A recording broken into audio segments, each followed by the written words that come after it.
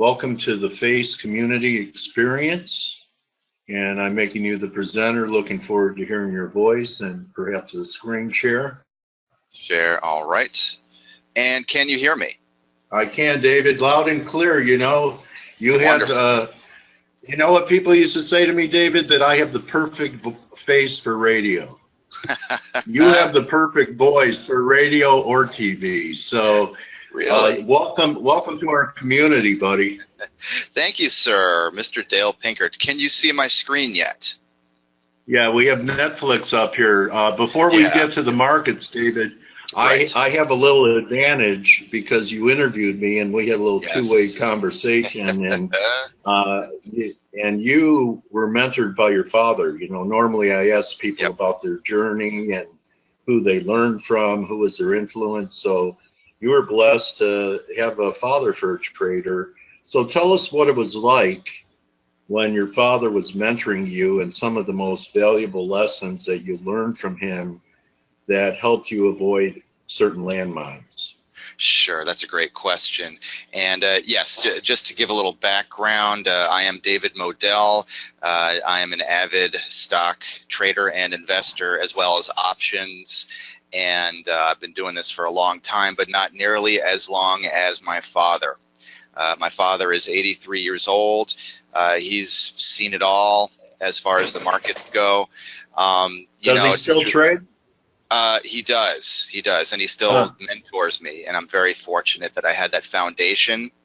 Let me tell you, he taught me about patience, because when I was I'm in my 40s now, I'm 45, but you know, when I was a young trader in my late teens, early 20s, my father would tell me to be patient. He'd say, wait for a really good trade. And of course, as a young man, I didn't want to listen to him. I wanted to be independent, do things my way. And that didn't work out so well. I had that, what they call nowadays FOMO, F-O-M-O, fear of missing out. Yes. And so a stock would, you know, a stock would go up 8 or 10 days in a row, and I would buy up here because I saw other people making money day after day after day. I would buy here, and then you know what would happen right after I hit that buy button, right? It's as if the market makers were watching me, waiting for me to hit that buy button, and then it might go sideways a little bit, and then, well, there's an old saying, stairs up, elevator down in the stock market. And so as soon as it goes up slowly, and then zoom down so fast, and you know, it would go down 8 or 10 days in a row, and then I would sell right here out of frustration. And as soon as I hit that sell button, it would start to turn around and go up, and then I'd be even more frustrated. We're supposed to listen to our fathers, but sometimes we need a firmer taskmaster, and nothing like losing money to teach you a lesson. So I know that he also taught you not to be all in, all out. So you want to talk about scaling and how you other lessons that he taught you? Sure. Besides patience. Patience. Yeah, well, that was the biggest one. And, I mean, fortunately, back then, I didn't have much money to lose. And so if I blew up my account back then, it wasn't the end of the world, even though it felt like it at the time. Of course, now, if I blew up my account now, that would be pretty awful. But yeah, scaling and scaling out. I mean, you know, as Bernard Baruch said many years ago, yes, I know I'm full of old quotes, you know, don't even try to buy at the exact bottom. Don't even try to sell at the exact top. It's not going to happen. And if that's your goal, then you're going to drive yourself crazy because, you know, so let's say. He also said, you never go broke taking profits. You never go broke taking profits. That goes hand in hand with it. So you can scale in and scale. Yeah. Right. He's great. And you know, you can scale in and scale out of your position. And so, you know, you see Netflix go down, you see it hit that bottom Bollinger Band there, let's say. Notice how perfectly it bounced right off of it here, by the way. So it just shows the power of the bands here. And so it hits the bottom. And so, you know, you buy in, you don't have to throw it all in there, okay? It worked out perfectly here. Let's say you didn't buy it at the exact bottom. You know, let's say, oh, I don't know, it started going down, and, you know, you started to buy into it because you like to buy in the red and sell in the green, okay? So it's red, and you put a little bit into it. It goes down more, you can buy a little bit more, and then you just wait. I mean, you only want to put so much into it, all right? Even though Netflix is a premier company, it's a great stock, still, my father taught me you don't have to throw it all in. When I was young, I wanted to throw it all in there, okay, and let it ride. Then I would see it go down more after I took my position, and I'd be frustrated. So you can put in a little bit. All your ammo was gone on your initial entry. Oh, yeah, it would go down a few candles, I would buy, and then it would go down more, and I really missed an opportunity. So instead, you know, put in some, and then if it goes down more, put in some more. I do not recommend doing that more than 3 times, let's say. Let's say it goes down more, you put in a little more, and then just stop, okay? Because after that, you've got too big a position size, and now you're starting to get emotional about it. You're risking too much. And so maximum of 3 times, I would say. 3 is the magic number. And then after that, if it goes down more, just watch it go down. Okay, if you have a stop loss, use it, of course, but don't put in more after that point. And then you've reduced your cost basis compared to your first entry points, because now you put in more and then put in more at a lower price, all right? And so it doesn't have to go up nearly as much before you can at least break even and then start to profit. And then scaling out, you know, let's say you get out here, okay, maybe right before an earnings report, because that's understandable. You know, holding through an earnings report as a swing trader or even as a long-term guy or gal is a bit risky. It's not for everybody. And, you know, my students... binary. Yeah, it's binary. It's a binary event. Well said. And so, you know, I coach people, and, you know, my students ask, should I hold through earnings? And usually I say no. If you have any profit whatsoever, just take it. Just take it, because I'm not a gambler. I'm a trader. I'm an investor. Yes, in this case, Netflix went up, you know, whatever, 10%, 8%. Great. Okay. It could also have gone down 8, 10, even 20%, and that has been known to happen, or more. So since I'm not a gambler, since I'm not interested in holding through binary events, if I can help it, then I would, you know, I tell people, if they really don't know what to do, how about take half off the table right before a binary event, all right? That way, if you lose, you know, if it goes down 20%, all right, well, you only lost 10% compared to other people. If it goes up 20%, then, hey, all right, you gained 10%, okay, if you took half off the table, not bad. That's still something to be happy about, all right? And if it goes sideways, all right, so you took half off the table, you didn't really gain or lose much if it goes sideways. But for most people, I say... Go ahead, David, I'm sorry. Yeah, no, I'm sorry, I'm going like a freight train here. I got so much to, I got to let it all out. Okay. So I've got, you know, again, this is my father's idea, and I want to give it to the world because, you know, he's not going to be around forever. I want to pass this on to everybody. So, you know, for most people, I don't even say take half off the table. I say take it all off, right? Take it all off the table before binary event if you have any decent profit at all. Now, if you're down a lot, and you know, a 20% or 10% gain can really help you at that point, you need it, all right, okay, you know, but hopefully you have stop losses so that you get out before you get to the point where you're that desperate. Desperation is not a good emotion at all in stocks or options or anything, or Forex. I know your audience is probably mainly you know, currency trading, but all these can be applied. You can use Bollinger Bands. You can scale in and out. All right. So, you know, when you get to a certain point, instead of being all in or all out, you can take some off the table. Let's say you start to get a nice profit. All right. You take half off, and then boom. Okay. You get a nice bump there. You can take more off. That's a nice study in gaps, Netflix, because you had the initial gap at 155 in July. It gapped up, and then into earnings, you actually had a runaway gap. And then you had a pullback into the gap, which it's currently advancing out of. Really great gap study. I remember when we were first trying to put an interview together, David, and we were starting an hour later, and you said, no, you know, I can't do it. That would interrupt with the best time for me, that you make most of your money at the opening. So, you know, I'm curious what you do with market opens, that's such a critical time for you for your trading. So, Sure. do you recall telling me that? Yeah, I do. I'm getting older and I don't recall a lot, but I do recall that. Yes, yeah. And actually, I don't mind going over today. I have enough positions on that I'm good to go for today. But if I were hungry to take on more positions, which, by the way, is not a good attitude. You shouldn't be, I'm ready to take on more positions. Whatever comes my way, I'm going to do it. No, you got to wait for the right setup. And if there are no great setups, do nothing. But hardest thing to do, yeah. It's okay to do nothing if there are no screaming buys or screaming shorts. If there's nothing that's really compelling, do nothing. You know, that's man. There's nothing like holding some dry powder, some cash there. That first half hour of the day is when the greatest volume occurs during a trading day.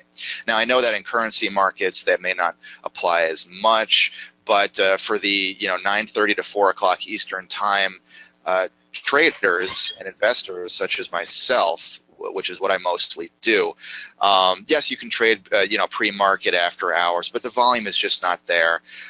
So you're looking for the big moves. If you're looking to scalp, if you're looking just to make a quick $100 or 200 or $500, that's really the time to do it, because that's when the runaway gaps happen.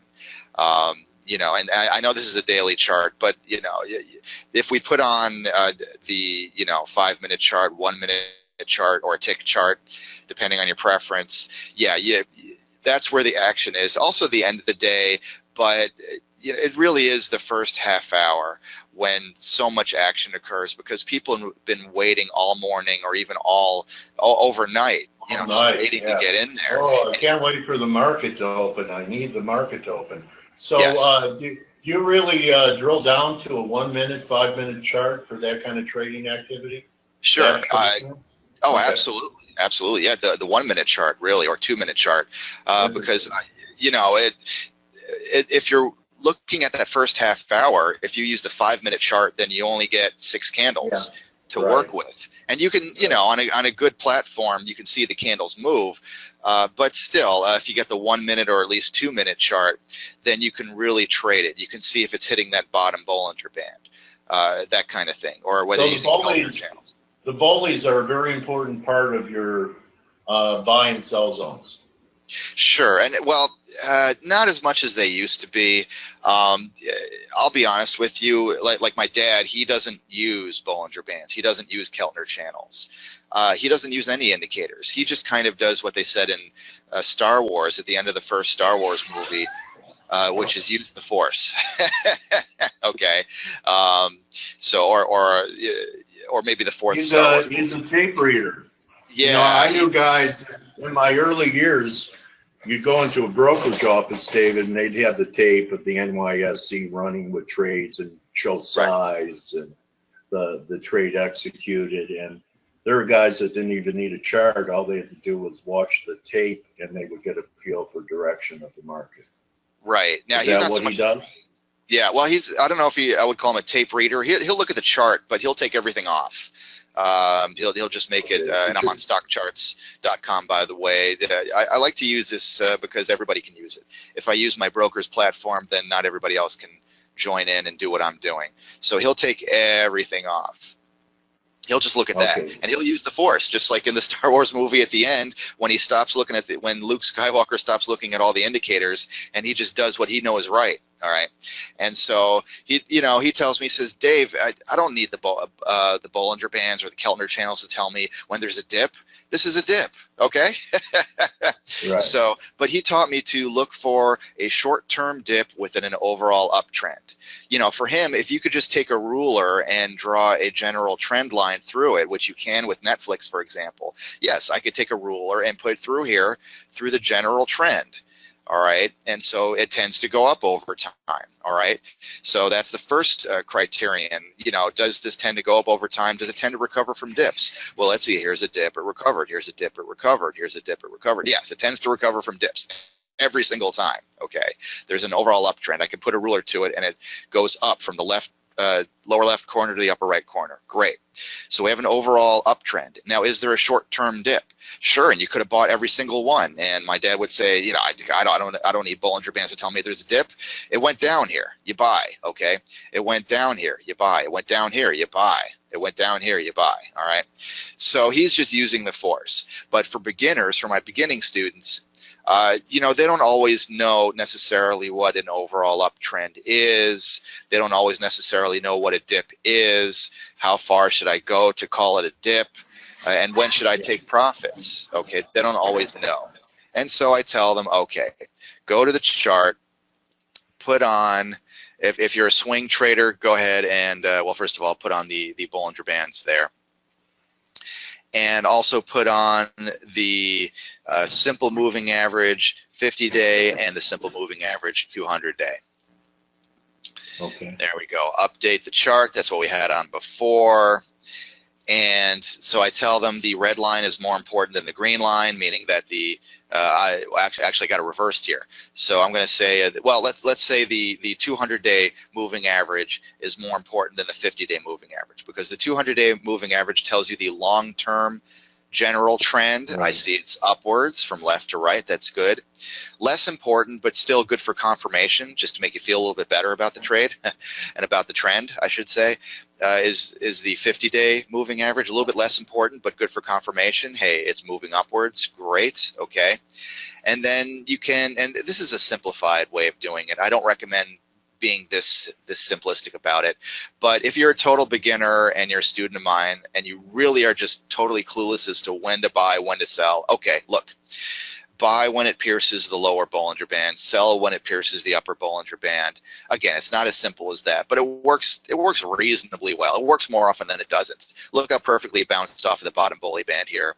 And yes, if you had sold here, you would have missed out on massive upside. But again, this earnings report this binary event could have gone way down. So there's no way to know that. So you could have bought here, okay, sold here. Let's turn the clock to the present. Sure. So here we are at 181.74 approximately. Right. What are you telling your students to do with Netflix in here? Well, again, if there's no great setup, then do nothing unless you want to short it. But with the overall trend, both on the long term 200-day moving average and the medium term 50-day moving average, both trending upwards, who the heck wants to short this thing? You know, you want to short something like dry ships, which tends to go down over time, okay? Or even Sears. Let's start with dry ships. Not that I necessarily recommend shorting penny stocks, but this is just a great example of something that tends to go down over time. I mean, look at that. Yeah, don't they keep doing reverse splits on it too? Yeah, yeah. And so if you're going to short anything, I mean, this is something that used to be hundreds or even thousands of dollars. I mean, look at the scale. It's even warped the scale a little bit. That's how much it's gone down. And now it's a penny stock, because anything under $5 is defined by FINRA and the SEC, at least in the United States, as being a penny stock. So this thing tends to go, you can short pretty much any bump here, all right, and any rip here. Just like selling any pop and VIX derivatives. Yeah, exactly. Yeah, they're on UVXY, which my buddy Seth Golden does. He and I were actually mentioned in the New York Times. They put a link to my YouTube channel, which was really cool. But he was featured, and but because he's been so successful, shorting the rips in UVXY, that's his favorite one. He also does TVIX and VXX, but UVXY is leveraged, and so that gives it even more decay. All right, so those are great examples. You could also do something like Sears, because again, it tends to go down over time, not as drastically. But you can see, the green here in this case is the 200. It tends to go down over time. The 50 is less reliable. It's a little wobbly here, but again, at least it's not going up. It's just kind of unpredictable here. But could you kind of show us? Yeah.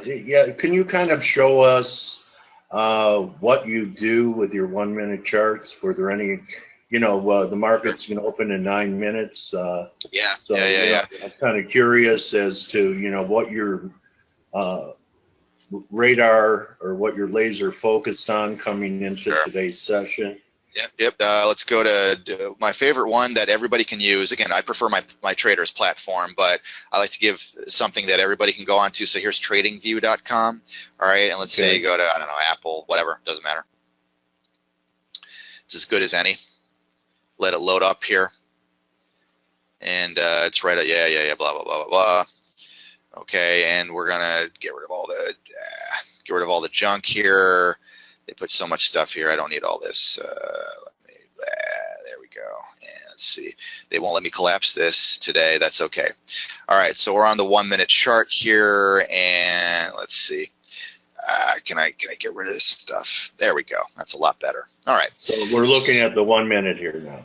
Yeah, and again, it's pre-market, so it's not going to be as powerful right now. It'll open in 7 minutes, but yeah. Are you sure that's a 1 minute chart? Let me see. That's I'm not sorry, a it's 1 minute chart. Yeah, I'm sorry. There we go. There's a 1 minute chart. Right. So, yeah. So it's showing, all the pre-market and yesterday's action, which I'm not as interested in right now.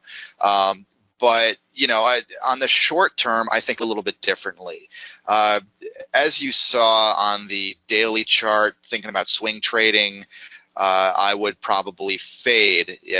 I would probably fade the move. If I saw something become oversold, if I saw something go down a lot, like 5, 6, 7, 8 candles in a row, then and if it's a good company that tends to go up over time, I would fade that move. I would take a long position. Whereas with the very short term, I'm thinking the opposite. If you're gonna fade a strong down move or a strong up move on the 1 minute chart, that's asking for trouble. All right, because yes, there is mean reversion over time. Okay, and that's for swing trading. But if you're going to try to fade moves and count on mean reversion on the 1 minute chart, that's asking for problems. So I'm more of a gap and go rather than a gap and fade kind of guy when it comes to the 1 minute chart. So you'll buy a gap higher opening, see how much it gives you. Exactly. Okay. I'm not going to fight. I'm not going to fight the very short-term trend on that. And so if this gaps up, which they would have to adjust the chart obviously, but if this thing gapped up, maybe I can go to yesterday's price action. Let's see if it goes back that far. 1600. That would be. Let me see. I'd have to go way back. But anyway, you get the idea. Yeah, I'm not going to even try to do that. David, again, if it gaps way up, if anything, I'm going to take a long position if it's just shooting like a rocket. If it gaps way down, I'm not going to try to fight that. I'm not a big shorter, but if something is especially if it's on bad news, if there's a catalyst, if it's poor earnings, I mean, there is the old post-earnings drift phenomenon.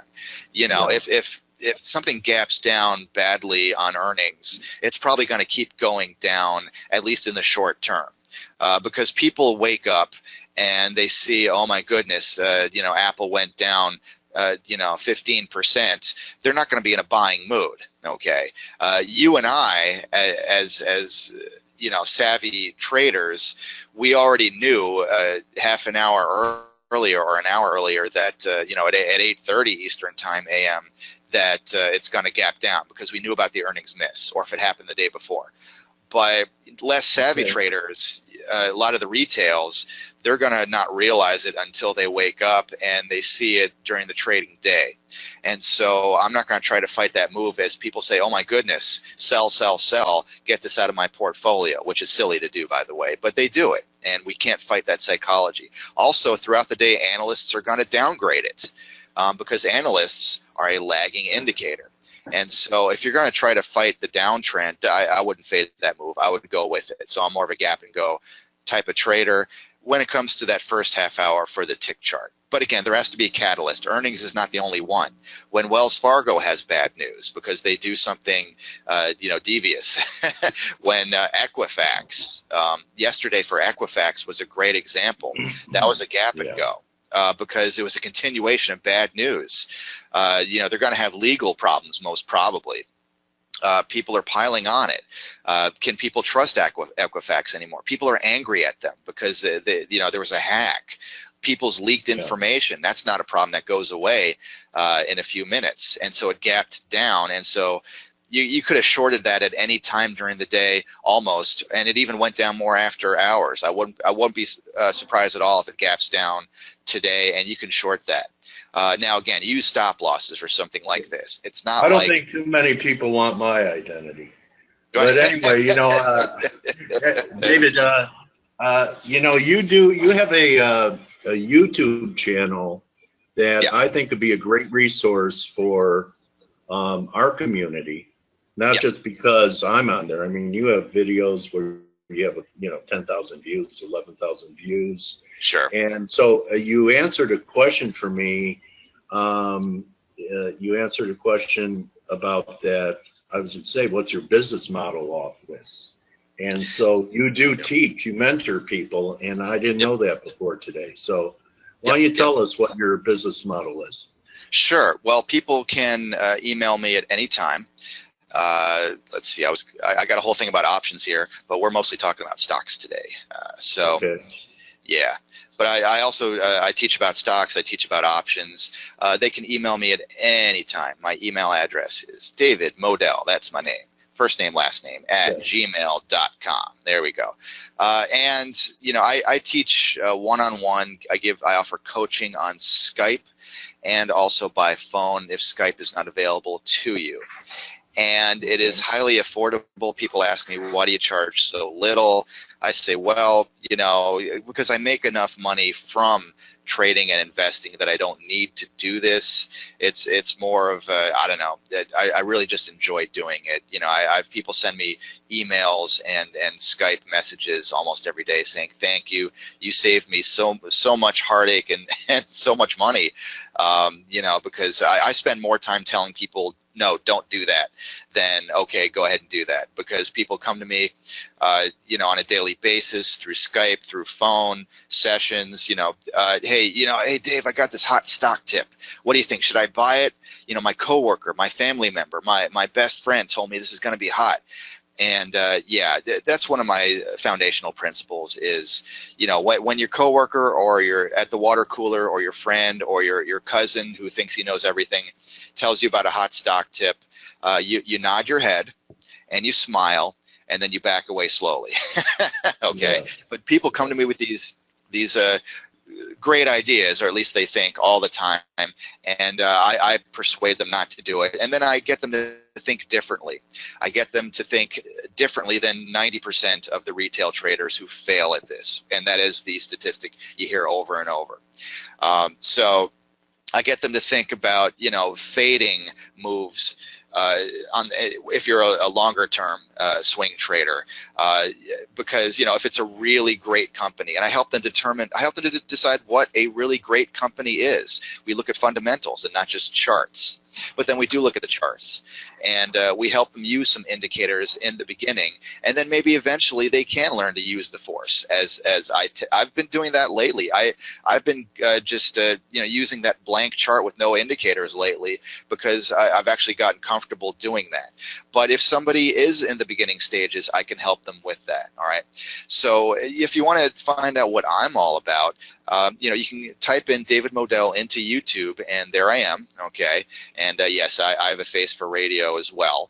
But I've got over 200 videos, and I've got to, you know, not only do I have videos where I teach indicators and things like that, but I've gotten to interview some of the greatest, including Mr. Dale Pinkert, some of the greatest traders and investors in the world, guys like Dr. Dew, Mark Faber, you know, Jeffrey Friedland, one of the premier marijuana stock guys. And even though I don't partake of that particular, you know, pleasure there with the marijuana, you should have put a bong on that.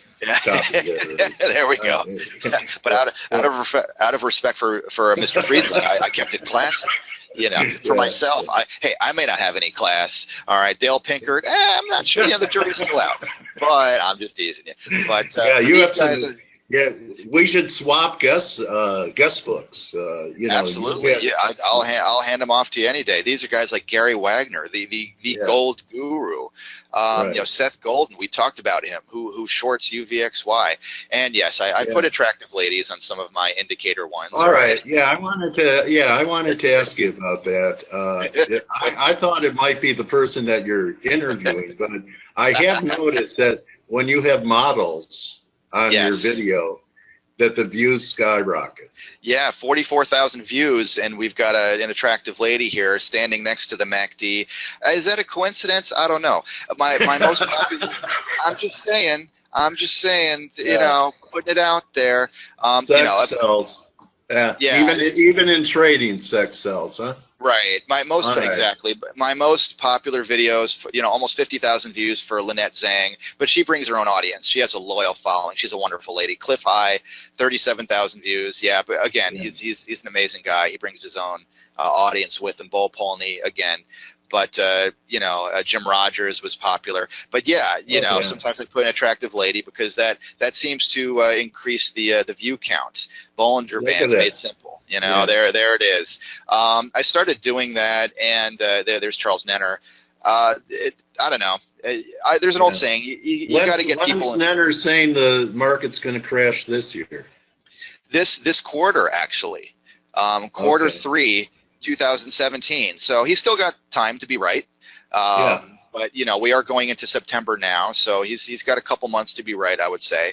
Yeah, we'll see. You know, it was very generous to give me that interview, and I appreciate it so much. But yeah, you know, when it comes to the attractive ladies, you got to get people in the door. You know, and as long as the content inside when you click on it is good, which I'd like to think it is. Look, they're all giving buy signals on that chart. They're pointing at flags. That lady makes me want to buy things. I don't know what it is. You know, I tell you, David, it was great. Yeah, it was. Your videos are great. I mean, you get people that I haven't been able to get. Gunderson, look at that. And see, you know, I'll buy anything from this lady. What can I tell you? I mean, whatever she tells me, you know, I'm all for it. Her pants are diverging from her belly right there. The divergence. So, there's Kirk Spano. So, you're a mentor. You're a Renaissance man. You're a mentor. You're a trader, and you're a broadcaster. So, I'm so glad I reached out to you on Twitter. You know, I've pushed the interview that we did together. I almost have 1,000 views, and hey, not bad, not bad. Yeah. If you would have put a hot chick in front of my screen, it'd be 19,000 views. But thank you so much for hanging out with us today and telling us about your dad. You were so blessed to have someone, you know, that loves you and cares about you to make sure you didn't do the wrong thing, although you had to go do the wrong thing. That just proves that, you know, we all have to make our own mistakes. You know, you try and help people. You could bring a horse to water, you can't get him to drink. So, very true. Great story on your journey, and I think you add a lot to the trading community with your videos and thank you. Sharing your skills with people that you know, are lost in the forest, and you teach them to see the forest from the trees. So absolutely. Glad to call you my trading warrior brother, David. Thank you very much. There you go. Awesome. Yeah, it's been a pleasure to be on here. And everybody check out ForexAnalytix.com. Analytics with an X at the end, because, man, you know, Mr. Pinkert is putting out these videos for free, by the way, on YouTube and on ForexAnalytix every day. You do this every day. I put out a video not every day. We're talking about, you know, man, you've had some of the guys I've had. You've had Callum Thomas. You've had, like you said, Kirk Spano. These guys are at the top of their game. Jack Schwager. Peter Bookvar. Yeah. You know who you got to get? Have you had Chris Kimball yet? Oh, that guy. I tried. Tell him to come on. I will. I see his charts. He's very good. I'd love to interview Chris. Oh my goodness. Yeah. So, you know, some of these people like you more than me. I'm probably too aggressive. I'm just more. I'm more annoyingly persistent. You know, I've learned from sales that you got to get through 7 no's to get a yes. And so these guys who have agreed to let me interview them, it's not because I'm any good. It's because I've been such a pest that they just to get you off their back, they'll do it. Just to get me off their back, they say, "Fine, I'll give you 15 minutes," and then shut up already. Yeah. Well, David, I'm so glad that we've gotten to know each other. You're a great resource. Your video YouTube channel is elite. With the guests that you get, it's a library of knowledge for everyone, and you don't even need a library card. Right. So, thanks for your time today, buddy, and I hope that the dollars rain down on you and your students. Absolutely. Thank you, sir. And, you know, you're welcome back on my channel, and hopefully I'll be welcome back on your channel again at a later date. It's a deal, buddy. Thanks All a right, lot. everyone, that's David Moadel. He's a coach. He's a broadcaster. He's a trader. Hope everyone had a good turnaround Tuesday. That's a wrap for us here. Yep. I'll see everyone tomorrow. And remember, don't just count your pips, count your blessings. And David, I'm so glad you came through Irma okay, and you were able to do this interview with me today. Thank you, sir. Thank you, buddy. Okay. All right. All right. Bye-bye. See you, everybody. See you tomorrow for Wednesday. Adios.